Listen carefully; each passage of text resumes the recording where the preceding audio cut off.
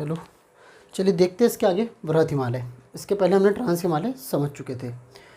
मतलब अपन ने 3 भागों में पढ़ा था उसको, ट्रांस हिमालय, हिमालयी पर्वत श्रेणियाँ और पूर्वांचल की पर्वत श्रेणियाँ। तो एक भाग हमने क्या समझे थे, ट्रांस हिमालय का भाग हम समझ चुके थे। अब इसी के साथ अब कौन सा भाग है, बृहद हिमालय का। देखिए सबसे पहली बात तो ना इसका कुछ बेसिक स्ट्रक्चर क्या है। जैसे मैंने यहाँ पे ना इसका डायग्राम बनाया, कैसा कि ये देखिए इस तरह से धनुष की आकृति दिख रही है। हिमालय का जो निर्माण हुआ है ना वो कुछ इस आकृति में निर्माण है, धनुष की आकृति है। ऐसा क्यों है, क्योंकि हुआ क्या था, क्या हुआ होगा कि जैसे जो प्रायद्वीपीय पठार थे, तो इन प्रायद्वीपीय पठारों में के प्रक्षेपण के कारण, जैसे यहाँ पे अरावली पर्वत आ जाता है। जैसे देखिए हमने लगभग देखा ही है भारत का नक्शा, तो यहाँ पर अरावली पर्वत, यहाँ शिलोंग का पठार, इस कारण से इसकी आकृति कैसी बनी, धनुष की आकृति की। इसका विस्तार कहाँ से कहाँ तक है, पूरे हिमालय पर्वत की अगर बात करें हम, जिसमें हम क्या क्या पढ़ेंगे, बृहद हिमालय, मध्य या लघु हिमालय और उसके बाद शिवालिक हिमालय, ये पूरे हिमालय पर्वत का भाग हो जाता है। हमने इससे पृथक ट्रांस हिमालय को अलग समझ चुके थे। सबसे ऊँची चोटी कौन सी थी उसकी, केटू या गॉडविन ऑस्टिन, ये हम समझ चुके हैं। मैं क्या बता रहा हूँ कि ये इसका विस्तार कहाँ से कहाँ तक है। देखो जम्मू कश्मीर के नंगा या नागा पर्वत से लेकर कहाँ तक है, अरुणाचल प्रदेश के नामचा बारवा तक के इसका विस्तार है। लगभग ये 2500 किलोमीटर है। लगभग इसका जो विस्तार है ये टोटल पूरा का पूरा ये कितना है, 2500 किलोमीटर है। अलग अलग पर्वत श्रेणियाँ हैं इसमें, जैसे केदारनाथ, बद्रीनाथ, नंदा देवी, धौलागिर, अन्नपूर्णा, मनसालू, गौरीशंकर, मकालू, चूयू, माउंट एवरेस्ट और कंचनजंगा। देखिए जो नंगा पर्वत है यह, इसकी ऊंचाई कितनी है, 8126, और कंचनजंगा की ऊंचाई कितनी है, 8598। तो जो कंचनजंगा पर्वत है भारत में हिमालय की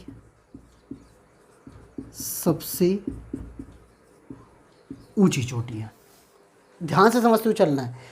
भारत में हिमालय की सबसे ऊंची चोटी कौन सी है, कंचनजंगा है। इसके बाद जो नंगा पर्वत है यह हिमालय पर्वत की भारत में दूसरी सबसे ऊंची चोटी है। कैसी है ये, देखिए हमने क्या देखा, बृहद हिमालय। इसके पहले हम क्या समझते थे, ट्रांस हिमालय। अब जो बृहद हिमालय है इसका निर्माण, इसके पहले की संरचना कौन सी है, ITSZ। इसके पहले क्या है, ट्रांस हिमालय। हमने क्या देखा था कि ITSZ बृहद हिमालय को ट्रांस हिमालय से अलग करने वाली संरचना है। बृहद हिमालय MCT द्वारा किससे अलग होता है, लघु हिमालय से अलग होता है। अब समझिए हिमालय मैंने क्या बताया, लगभग 2500 क्षेत्र में इसका निर्माण हुआ है। कैसे हुआ है कि इधर से कुछ पर्वत है, इधर कुछ पर्वत है, जैसे शिलोंग पर्वत, और यहाँ पे आंतरिक में कौन सा था अपना, अरावली पर्वत, इनके प्रक्षेपण के द्वारा इसका निर्माण हुआ है। हिमालय पर्वत का निर्माण कैसे हुआ है, यूरेशियाई और ऑस्ट्रेलियन प्लेट इनके टकराने से, यूरेशियाई प्लेट और भारतीय प्लेट इनके टकराने से क्या का निर्माण हुआ है, हिमालय पर्वत का निर्माण हुआ है। कैसे हुआ, टेथिस सागर में जो अवसाद जमे से जो प्लेटें टकराई, तो उन अवसादों के कारण ही क्या का निर्माण हुआ, हिमालय पर्वत। ये अभी भी निर्माणावस्था में है। हर समय कुछ ना कुछ रूप में ये बढ़ रहा है, पता नहीं चलता है, लेकिन माना जाता है कि हर साल 2 सेंटीमीटर के आसपास ये बढ़ता है। इसकी ऊंचाई कितनी, सबसे ऊंची चोटी कौन सी है इसकी, माउंट एवरेस्ट है। देखिए बृहद हिमालय का आंतरिक भाग अजैविक चट्टानों से है, इसके अंदर अजैविक चट्टानें हैं। अब अजैविक चट्टानें हैं इसके अंतर्गत, तो ये जो अजैविक चट्टानें हैं यहाँ पर परतदार, ठीक है, ये कैसी चट्टान है, परतदार चट्टानें, इन परतों का क्या हो गया, नष्ट हो गई। तो इसी कारण ये मतलब कि प्रायद्वीपीय नष्ट के परतदार परत होती गई, तो प्रायद्वीपीय भारत में ये धीरे धीरे क्या होती गई, नष्ट होती गई। तो यहाँ पे जो ये अजैविक रूप है इसका जो अजैविक रूप है ये किस रूप में है, जैसे नीस के रूप में है, ठीक है, ग्रेनाइट के रूप में है और शिस्ट के रूप में है, ठीक है। नीस, ग्रेनाइट और शिस्ट के रूप में कैसी है, ये अजैविक चट्टानों से बना हुआ है। काय का निर्माण हुआ, अजैविक चट्टानों से काय का निर्माण हुआ है, बृहद हिमालय। इसके आंतरिक भाग की संरचना भी कैसी है, अजैविक रूप में ही पाई गई है। तो इसकी मुख्य मुख्य श्रेणियाँ कौन सी है या पर्वत चोटियाँ कौन सी है, केदारनाथ, बद्रीनाथ, नंदा देवी। देखिए नंदा देवी अगर हम प्रादेशिक रूप में देखें तो जो इसी के अंतर्गत आएगा कुमायूं हिमालय, ये श्रेणी आएगी। कुमायूं हिमालय की सबसे ऊंची चोटी है और भारत की तीसरी सबसे ऊंची चोटी कहलाएगी। है समझेंगे कैसे, K2, फिर कंचनजंगा, फिर ये आती है। इसकी ऊंचाई कौन सी है, 7817 किलोमीटर। कंचनजंगा है कहाँ पे, सिक्किम और भारत और सिक्किम और अपना इधर किसकी, नेपाल की सीमा पर है ये, ठीक है। केदारनाथ, बद्रीनाथ, नंदा देवी, और फिर एक श्रेणी कौन सी है, धौलागिरी, फिर अन्नपूर्णा, फिर मंसालू, गौरी शंकर, चूयू, अपना मकालू, माउंट एवरेस्ट और कंचनजंगा। कंचनजंगा की हाइट कितनी है, 5000 8000 सॉरी 598। इसकी कितनी हाइट है, 8848। माउंट एवरेस्ट की ये हाइट हो गई। इसी के बाद अब बृहद हिमालय में कुछ क्या है, यहाँ पे दर्रे है या पास है, तो उन दर्रों को समझ लेते हैं। पास या दर्रा, देखिए कौन सा दर्रा, बुर्जिल दर्रा। बुर्जिल दर्रा किसको किससे जोड़ता है, श्रीनगर को किससे जोड़ेगा, ये गिलगित से जोड़ता है कहाँ पर, ये जम्मू कश्मीर में। अगला जोजिला दर्रा, जोजिला दर्रा श्रीनगर को ही किससे जोड़ता है, लेह से जोड़ रहा है, ये भी कहाँ पर है, जम्मू कश्मीर में है। इसके बाद आता है कौन सा दर्रा आपका, बारालाचला दर्रा। बारालाचला दर्रा हिमाचल प्रदेश को लद्दाख से जोड़ता है।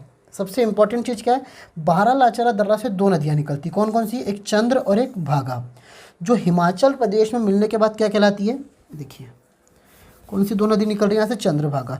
हिमाचल प्रदेश में मिलेगी, यहाँ पे क्या कहलाएगी, ये चंद्रभागा कहलाएगी। और यही नदी पाकिस्तान में किस नाम से जानी जाती है, चेनाब के नाम से जानी जाती है। कौन सा दर्रा हो गया आपका, बारालाचला दर्रा। इसके बाद क्या है आपका, शिपकिला दर्रा। शिपकिला दर्रा किसको किससे जोड़ता है, ये जोड़ता है तिब्बत को शिमला से। बारालाचला दर्रा हिमाचल प्रदेश को लद्दाख से जोड़ता है, शिपकिला दर्रा किसको जोड़ रहा है, तिब्बत को शिमला से जोड़ता है। और यहाँ से कौन सी नदी निकलती है, सतलज नदी का निकास होता है यहाँ से। इसके बाद है फिर थांगला, नीति, माना और लिपुलेख। ये सब के सब कहाँ पर है, उत्तराखंड में। कौन सी श्रेणी में आते हैं, कुमायूं श्रेणी में। ये जो कुमायूं हिमालयन पर्वत है, जब हम इसका प्रादेशिक विभाजन पढ़ते हैं ये चीज़ें उसमें समझ में जाती है। थांगला, नीति, माना, लिपुलेख ये सब दर्रे उत्तराखंड में आते हैं और कौन सी श्रेणी में आते हैं, कुमायूं की श्रेणी में आते हैं। फिर कौन सा है आपका, नाथुला दर्रा। नाथुला दर्रा गंगटोक को किससे जोड़ता है, लहासा से जोड़ता है। गंगटोक भारत का हिस्सा, लहासा तिब्बत का हिस्सा है। कहाँ पर ये, सिक्किम। फिर इसके बाद कौन सा दर्रा है, जलपला। जलपला गंगटोक को किससे जोड़ रहा है, किम्फू मतलब भूटान से जोड़ता है। फिर आता है आपका बोमडीला पास या बोमडीला दर्रा। ये तवांग घाटी में अवस्थित है, मतलब तिब्बत जाने का एक मार्ग है, ये तवांग घाटी में ही है। फिर एक कौन सा दर्रा आता है, ब्रह्मपुत्र नदी पर है, ब्रह्मपुत्र नदी का निकास यांग्याप दर्रा। फिर तुजू दर्रा।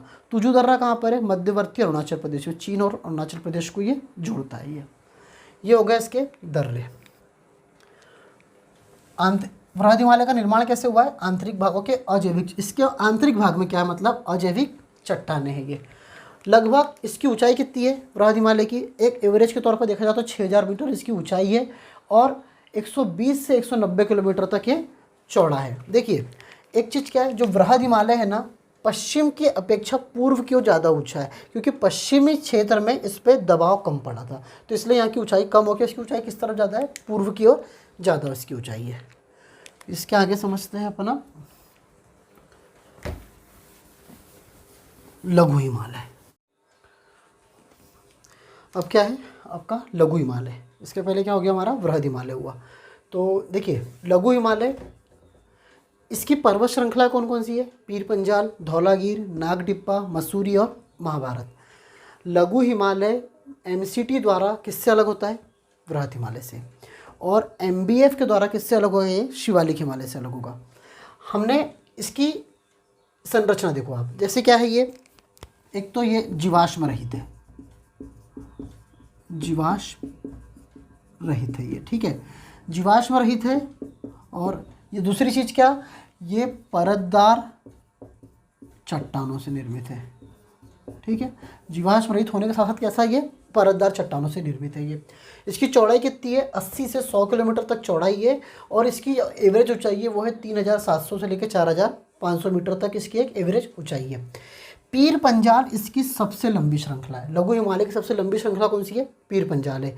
फिर कंटिन्यू ऐसे ही अवरोही क्रम ही एक प्रकार से, पीर पंजाल सबसे लंबी है, फिर धौलागिरी है, फिर ये नागटिप्पा, मसूरी और महाभारत। धौलागिरी कहाँ है, ये सुदूर दक्षिण में अवस्थित है। हिमालय की इन श्रृंखलाओं में सुदूर दक्षिण में कौन सी अवस्थित है, धौलागिरी।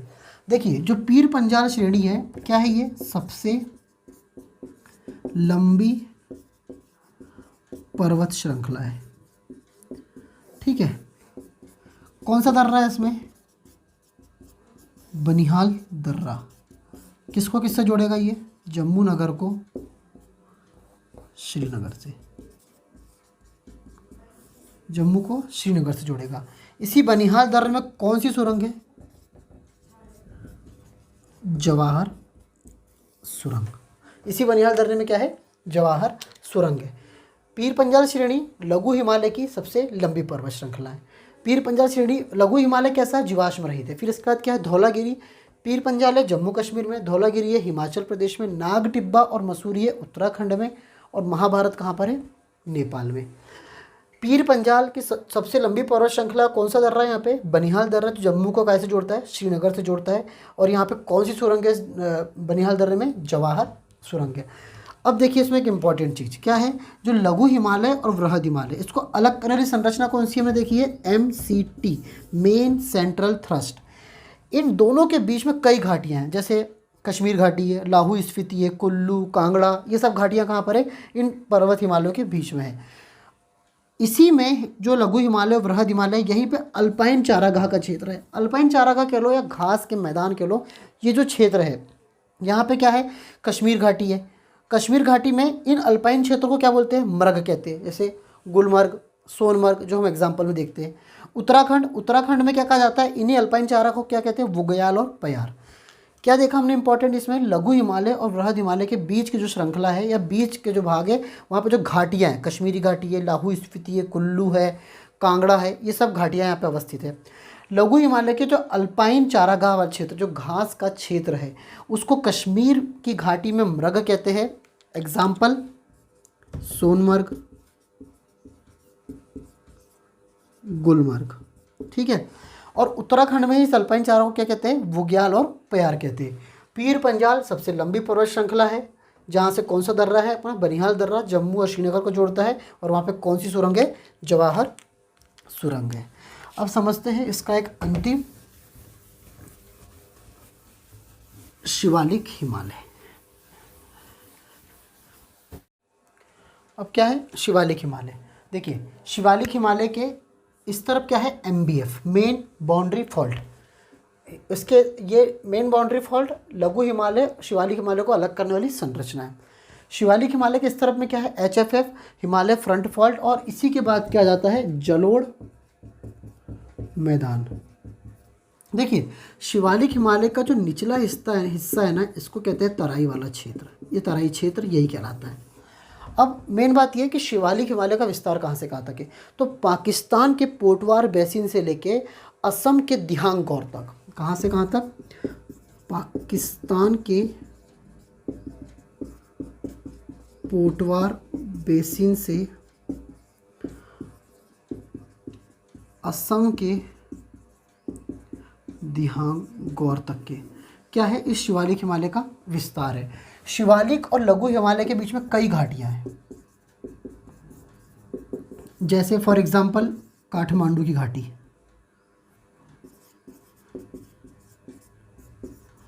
काठमांडू की घाटी।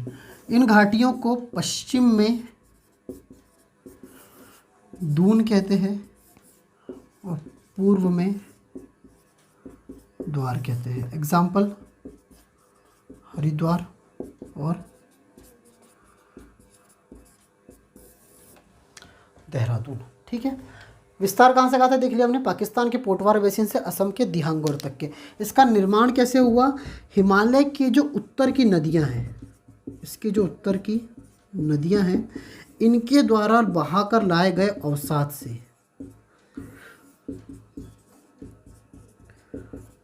क्या हुआ? इसका निर्माण हुआ। इसलिए ये कैसी श्रृंखला है?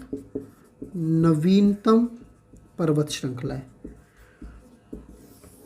इसलिए इसकी ऊंचाई भी कम है। हो गया, मेन समझ लिया हमने। शिवालिक हिमालय MBF द्वारा लघु हिमालय से अलग होता है और HFF द्वारा जलोढ़ मैदान से अलग होता है। इसके उत्तरी दक्षिणी क्षेत्र को कहते हैं तराई का क्षेत्र कहा जाता है। इसका विस्तार कहाँ से कहाँ तक? कि पाकिस्तान के पोटवार बेसिन से असम के दिहांग गौर तक। इसका निर्माण कैसे हुआ? नदियों द्वारा, मतलब कि हिमालय के उत्तर की नदियों द्वारा बहाकर लाए गए अवसादों द्वारा क्या हुआ? इसका निर्माण हुआ है। इसलिए कैसी पर्वत श्रृंखला है? नवीनतम। और ऊंचाई भी कैसी है इसकी? कम है। साथ ही साथ इसके बीच में, लघु और शिवालिक हिमालय के बीच में कई घाटियाँ, जैसे क्या कहते हैं उसको? काठमांडू की घाटी। पश्चिम में से दून के नाम से, पूर्व में से द्वार के नाम से, हरिद्वार और देहरादून इस नाम से जाना जाता है। लगभग हमने ये हिमालय का एक पार्ट समझ लिया। इसके बाद हमको समझना है पूर्वांचल की पहाड़ियाँ, फिर समझेंगे प्रायद्वीपीय भारत। होप कि आपको ये हिमालय की पर्वत श्रृंखला समझ में आ रही होगी और आप इसे समझ रहे होंगे। Thank you.